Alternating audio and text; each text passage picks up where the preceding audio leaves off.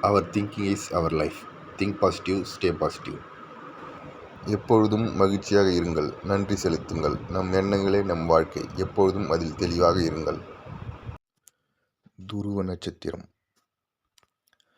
அந்த காலத்தில் உத்தானபாதன் என்ற மன்னன் ஒரு நாட்டை ஆண்டு வந்தான். அந்த மன்னனுக்கு 2 மனைவிகள். முதல் மனைவி பெயர் சுனிதி, இரண்டாவது மனைவி பெயர் சுருசி.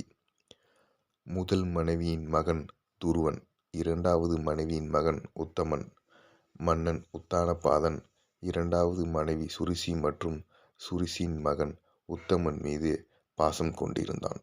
மற்றொரு மகனான மகன் துருவன் மீது அன்பு காட்டாமல் இருந்தான். இதனால் துருவனின் மனம் வருந்தியது. ஒரு நாள் மன்னன் உத்தானபாதன் மனைவி சுருசியுடன் பேசிக்கொண்டு இருந்தான். அப்போது சுருசியின் மகன் உத்தமன் மன்னரின் மடியில் அமர்ந்திருந்தான். இதை கண்ட இன்னொரு மனைவி சுனிதியின் 5 வயது சிறுவனான துருவன் தந்தையின் மடியில் அமர விரும்பினான். ஆனால் இரண்டாவது மனைவி சுருதி துருவனை திட்டி அனுப்பினாள். சிறிய தாயின் கோபத்தைக் கண்டு அழுதபடி தனது தாயிடம் ஓடினான் துருவன். மகனின் அழுகையைக் கண்டு மனம் வருந்தியபடி தன் மகனை மார்போடு அணைத்து கொண்டு மகனுக்கு ஆறுதல் கூறினாள் முதல் மனைவி சுனிதி. மகனே துருவா, பாவியான என் வயிற்றில் பிறந்து விட்டாயே, நான் என்ன செய்வது? உயிர்களுக்கெல்லாம் தந்தையான மகாவிஷ்ணுவின் திருவடிகளை பிடித்துக்கொள், உனக்கு அவர் நல்வழி காட்டுவார் என்றாள் துருவனின் தாயான சுனிதி. துருவனும் நான் இவர்களை விட மேலான பதவியை அடைவேன் என சபதம் செய்து அரண்மனையை விட்டு வெளியேறினான். அவனை கண்ட நாரதர் ஓம் நமோ நாராயணா என்னும் மந்திரத்தை விடாமல் சொல்லிக்கொண்டே இருக்கும்படி கூறினார். அதன்பின் நாரதர் மன்னரை காண அரண்மனைக்கு வந்தார். சிறுவனான துருவனின் தெய்வ பக்தி மன உறுதியை எடுத்து சொன்னார்.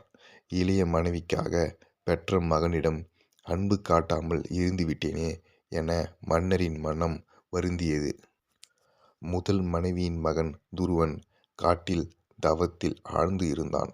அவனது தவத்தைக் கண்ட தேவலோக தேவர்கள் மகாவிஷ்ணுவிடம், சுவாமி, பச்சிளம் பாலகன் துருவனின் தவ ஆற்றலை எங்களால் தாங்க முடியவில்லை. அவரது விருப்பம் அறிந்து வரமளித்து எங்களை காத்தருள வேண்டும் என தேவர்கள் முறையிட்டனர்.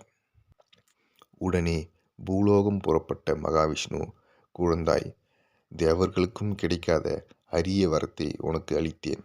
நீ இந்த உலகில் பலகாலம் நல்லாட்சி புரிவாய்.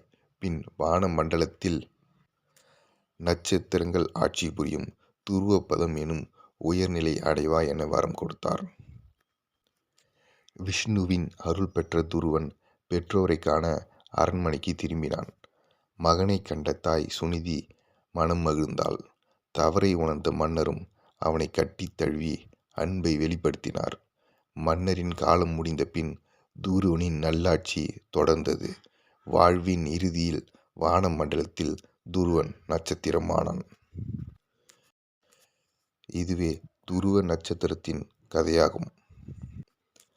அவர் thinking is our life. Think positive, stay positive.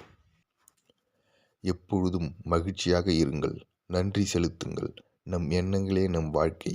எப்பொழுதும் அதில் தெளிவாக இருங்கள். வாழ்க நலமுடன் வளமுடன். நன்றி.